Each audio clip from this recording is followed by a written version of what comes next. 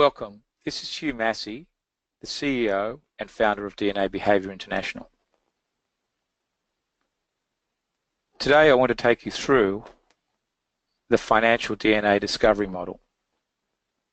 This is our process for uncovering financial personality insights that you're going to use in your financial planning process.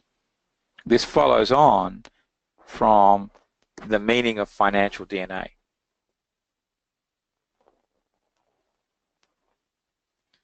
So our discovery model is broken into three parts. This is what we want you to know about the clients.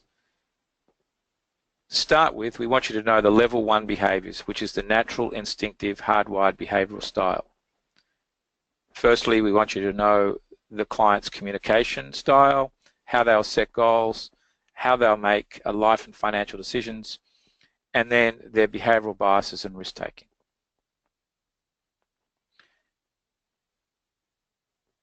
This is all uncovered with our financial DNA natural behavior discovery process, our questionnaire assessment.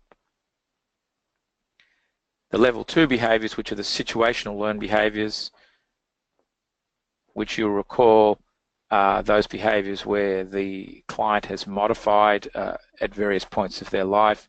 We use a separate questionnaire called the Financial DNA Learned Behavior Discovery.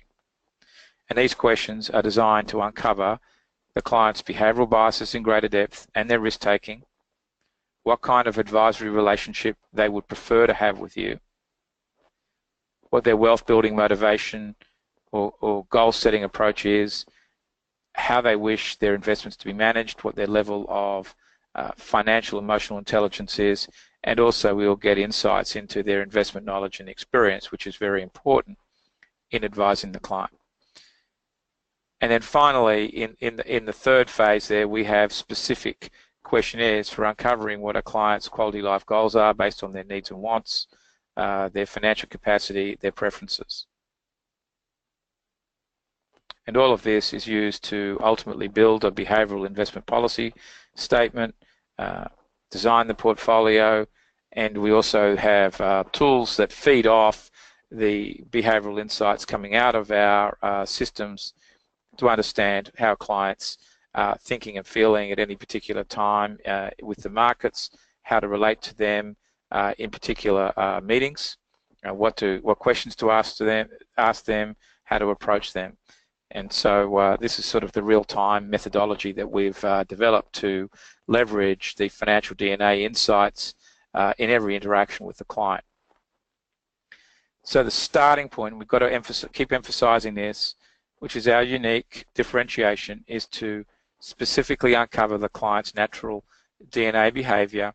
This is, again, the core of who they are and will remain fixed through their life. And we do this using what's called the forced choice assessment model, and we went to this specific discovery process to uncover the natural DNA behavior because it removes the situational bias. We want to know how the person will behave across different life and financial events throughout their life. And so the forced choice assessment model from a psychometric standpoint gives us the best chance of doing this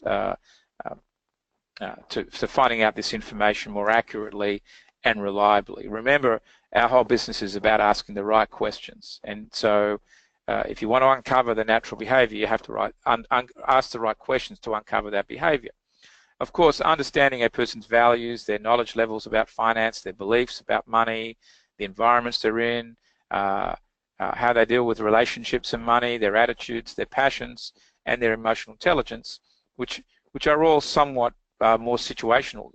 Some will regard them as relatively hardwired, particularly the values, and some of those do come from the natural behavior, but they can be changed and developed as there are life experiences. So we ask more situational based questions to uncover that kind of information. At the end of the day, it's the combination of both that get this rich outcome of understanding at any time a person's overall financial personality. And so this graphic here puts it in a different perspective, in the sense that to ram home the point, the financial DNA natural behavior remains consistent throughout the person's life, but how they choose to behave and make decisions at any particular time will vary.